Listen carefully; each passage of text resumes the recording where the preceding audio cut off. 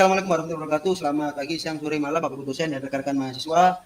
Di sini kami dari kelompok 9 akan membahas atau mengkaji terkait dengan ekonomi kapitalis dan juga ekonomi syariah. Tentunya di sini saya Fitra Abdul Najal Silvano dengan NPM akhir 023. Saya tidak sendiri, melainkan didampingi oleh rekan-rekan kami, yaitu perkenalkan, nama saya Farhan Ansori dengan NPM terakhir 091. Saya Nabila Fairuz Ramadhani dengan NPM akhir 132. NPM akhir 152. Saya Jairul Nisauleh Rahmawati dengan NPM akhir 156. Oke, baik. Di sini yang pertama adalah membahas mengenai ekonomi syariah. Nah, tentunya di dalam ekonomi syariah itu terkait dengan beberapa unsur. Yang pertama, keadilan, kemudian menjaga kejiwaan, menjaga akal, dan menjaga harta. Oleh karena itu, tentunya pada khususnya kita membahas terkait apa saja sih di dalam prinsip ekonomi syariah itu. Nah, yang pertama, di dalam prinsip ekonomi syariah, di dalam dan bukan adalah pemilikan pribadi terbatas. Hal ini adanya hak milik pribadi diakui namun harus dengan batas-batas tertentu. Pemilikan pribadi haruslah berhubungan dengan kepentingan masyarakat.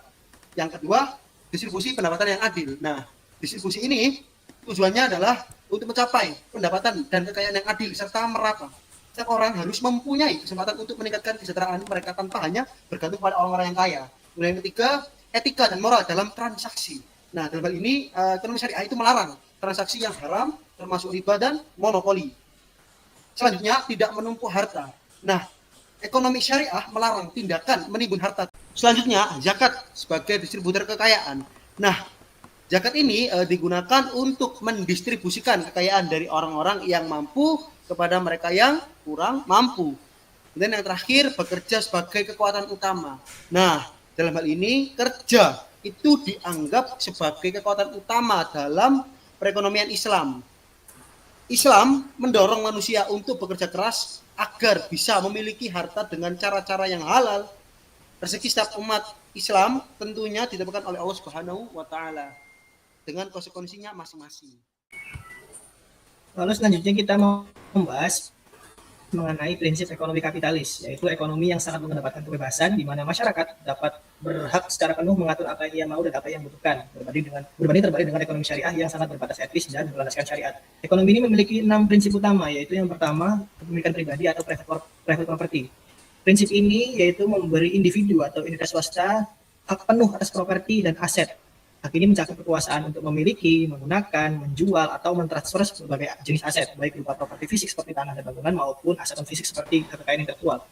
John Stuart Mill dalam bukunya Principles of Political Economy tahun 1848 berkata, "The laws and condition of production of wealth partake of character of physical truth. There is nothing optional or arbitrary in them." Yang berarti hukum dan kondisi produksi kekayaan memiliki sifat seperti kebenaran fisika, yang mana tidak ada yang bersifat pilihan atau sewenang di dalamnya. Maksudnya adalah ekonomi juga memiliki hukum alami yang tidak bisa dimanipulasi sewenang-wenang termasuk dalam hal kepemilikan pribadi. Mill menekankan bahwa hak kepemilikan pribadi adalah dasar dari produksi kekayaan dan kemakmuran ekonomi. Prinsip ini juga memberikan perlindungan hukum yang kuat terhadap hak milik, menciptakan insentif kuat bagi individu untuk berinvestasi, mengembangkan dan mengelola aset mereka secara efisien. Lalu prinsip yang kedua yaitu kebebasan usaha atau free enterprise. Prinsip ini yaitu mengacu pada kemampuan individu untuk mendirikan, menjalankan, dan mengembangkan bisnis sesuai dengan pilihan mereka sendiri. Prinsip ini juga memberikan keleluasaan kepada pelaku usaha untuk menentukan apa yang akan diproduksi, bagaimana produksinya, dan kepada siapa produk akan dijual. Adam Smith dalam bukunya The Wealth of Nations tahun 1776 berkata, "It is not from the benevolence of the butcher, grower, or the baker that expect our dinner, but from their regard to their own interest." Yang maksudnya adalah kepemilikan pribadi dalam sistem pasar bebas justru menghasilkan manfaat bagi masyarakat. Yang ketiga itu mekanisme pasar, yang mana prinsip ini berperan sebagai pengatur utama dalam ekonomi kapitalis, di mana interaksi antara permintaan dan penawaran menentukan harga dan alokasi sumber daya. Sistem ini juga beroperasi melalui apa yang Adam Smith sebut sebagai invisible hand, yang mengisyaratkan di mana kebutuhan individual yang diambil oleh konsumen dan produsen secara kolektif mengarah pada hasil efisien secara ekonomi. Alfred Marshall juga dalam bukunya Principles of Economics tahun 1890 berkata, "When demand and supply are at equilibrium, the amount of commodity which is being produced in unit of time may be called equilibrium amount, and the price at which it is being sold may be called the equilibrium price." Yang artinya saat permintaan dan penawaran seimbang, jumlah komoditas yang diproduksi dalam satu unit waktu disebut jumlah equilibrium, dan harga jualnya disebut harga equilibrium. Yang maksudnya adalah mekanisme pasar secara alami menciptakan keseimbangan antara permintaan dan penawaran. Lalu prinsip yang keempat yaitu motif mencari keuntungan atau profit motif. Prinsip ini menjadi pendorong utama aktivitas ekonomi dalam sistem kapitalis, yang memberikan prospek keuntungan untuk memotivasi pengusaha untuk mengambil resiko, berinovasi, dan menggunakan sumber daya secara efisien. Keuntungan berfungsi sebagai reward bagi mereka yang berhasil memenuhi kebutuhan konsumen dengan cara efisien dan inovatif. John Peter dalam bukunya Capitalism, Socialism, and Democracy pada tahun 1942 berkata, "Without innovation, no entrepreneurs. Without entrepreneurial achievement, no capitalist return, and no capitalist propulsion." Yang artinya tanpa inovasi tidak ada pengusaha, tanpa pencapaian kewirausahaan tidak ada keuntungan kapitalis, dan tidak ada dorongan kapitalis. Yang maksudnya adalah inovasi dan kewirausahaan adalah penggerak utama sistem kapitalis. Yang kelima yaitu peran terbatas pemerintah atau limited government. Prinsip ini yaitu menjelaskan bahwa pemerintah bertanggung jawab untuk menegakkan hukum, melindungi hak milik, menjamin penegakan kontrak, dan menyediakan barang publik yang tidak dapat disediakan secara efisien oleh pasar. Lalu yang keenam yaitu persaingan bebas atau free competition. Sedikit berbeda dengan free enterprise karena persaingan bebas merupakan elemen kunci yang memastikan sistem kapitalis berjalan secara efisien dengan memberikan ruang untuk berkompetisi dengan adanya banyak pembeli dan penjual beroperasi tanpa ada yang memiliki kekuatan untuk mengendalikan harga serta kondisi pasar secara sepihak. Nah, prinsip-prinsip utama tadi didukung dengan prinsip-prinsip pendukung, diantaranya seperti kebebasan berkontrak, freedom of contract, lalu sistem harga atau price system, lalu pasar modal atau capital market, lalu kedaulatan consumer sovereignty, lalu mobilitas sumber daya atau resource mobility, dan spesialisasi dan pembagi kerja atau specialization on division of labor. Hubungan antara prinsip pendukung dan prinsip kedua adalah, pertama, persaingan bebas mendorong efisiensi mekanisme pasar, lalu mendukung kebebasan usaha dan kepemilikan pribadi, lalu membatasi konsentrasi komponen ekonomi hingga memaksimalkan kesejahteraan konsumen dan mendorong inovasi dan kemajuan teknologi. Next. Oke, seperti yang telah disampaikan oleh teman saya yaitu Faruk, benar adanya ekonomi kapitalis itu, dan dalam hal ini dapat digarisbawahi hal yang lain terkait dengan ekonomi syariah yang mana meliputi harus transparan serta adil, optimal, dan kerjasama serta berbatas etis yang kuat. Next.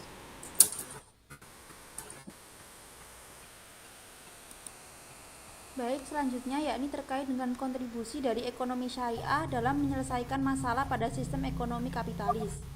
Yang pertama yakni mendorong stabilitas ekonomi.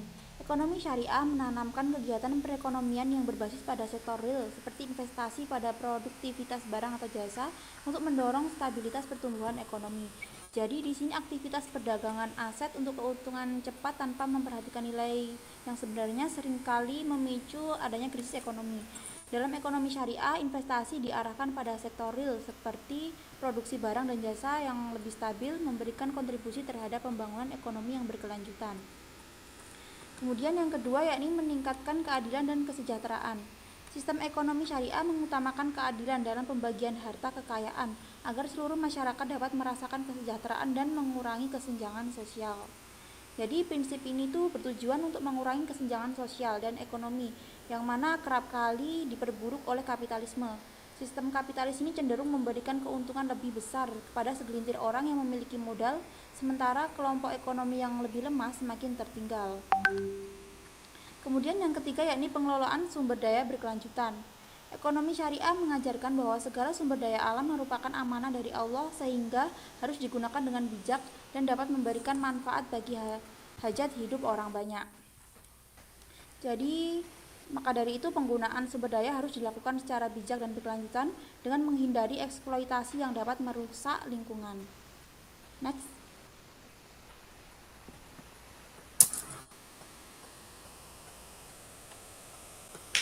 Kemudian yang keempat yakni larangan riba. Ekonomi syariah melarang adanya riba karena dianggap tidak adil dan menguntungkan salah satu pihak. Dengan demikian, ekonomi syariah menawarkan sistem bagi hasil yang dimana resiko dan keuntungan dibagi secara proporsional antara para pihak. Jadi sebagai gantinya ekonomi syariah memperkenalkan sistem bagi hasil di mana resiko dan keuntungan dibagi secara proporsional antara pemodal dengan pengelola usaha yang mana menciptakan keseimbangan yang lebih adil dan mengurangi resiko kebangkrutan. Kemudian yang kelima yakni pemberdayaan ekonomi lokal. Ekonomi syariah mendukung pemberdayaan usaha mikro, kecil, dan menengah atau UMKM serta koperasi untuk meningkatkan kemandirian ekonomi. Next, akan dilanjut oleh rekan selanjutnya. Melanjutkan pembahasan dari rekan saya terkait dengan kontribusi ekonomi syariah dalam menyelesaikan masalah pada sistem ekonomi kapitalis, yaitu terkait dengan pengelolaan anggaran yang efektif dan transparan.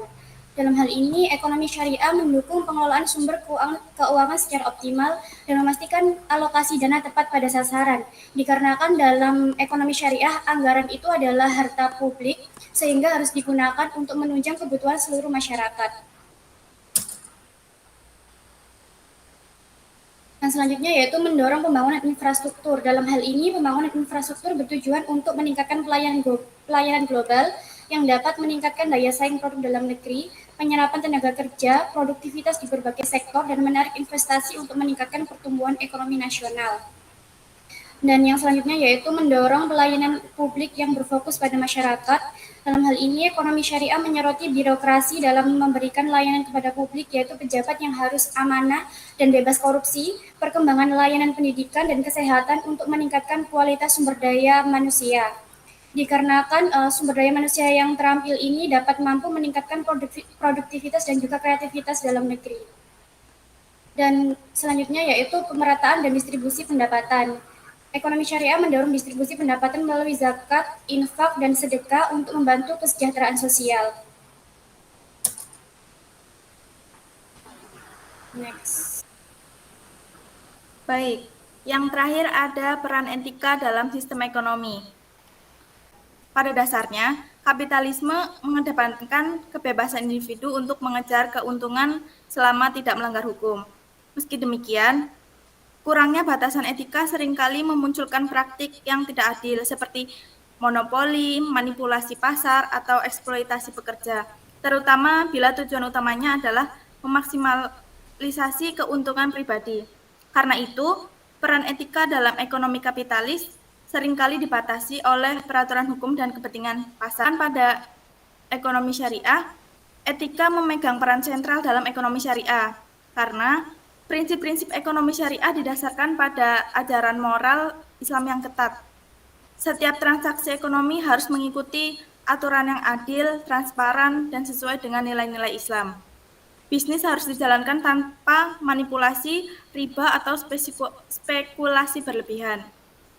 Selain itu, keuntungan pribadi tidak boleh mengorbankan kesejahteraan umum, sehingga aspek etika dalam ekonomi syariah adalah bagian yang tidak terpisahkan dari setiap keputusan ekonomi. Maka dapat disimpulkan bahwa kedua sistem memiliki pendekatan yang berbeda dalam mengelola sumber daya dan distribusi kekayaan. Ekonomi kapitalis menekankan pada kebebasan pasar, kepemilikan pribadi, dan maksimalisasi keuntungan. Namun tetapi sering menimbulkan ketimpangan sosial dan krisis ekonomi. Sebaliknya, ekonomi syariah didasarkan pada prinsip keadilan sosial, keseimbangan, dan tanggung jawab moral, dengan larangan terhadap riba dan praktek spekulatif. Ekonomi syariah juga berpotensi menyelesaikan masalah yang muncul dalam sistem kapitalis, seperti ketimpangan dan ketidakstabilan keuangan, melalui mekanisme berbagai risiko, redistribusi kekayaan, dan penerapan etika yang ketat dalam transaksi bisnis. Oke, baik. Demikian tadi apa yang disampaikan oleh rekan-rekan kelompok kami. Mudah-mudahan menjadi kemanfaatan untuk kita semua. Dan mohon maaf bila mana ada hal yang kurang berkenan, baik penyampaian, tutur kata, dan sebagainya. Kami tutup dengan Assalamualaikum warahmatullahi wabarakatuh. Audio Jungle.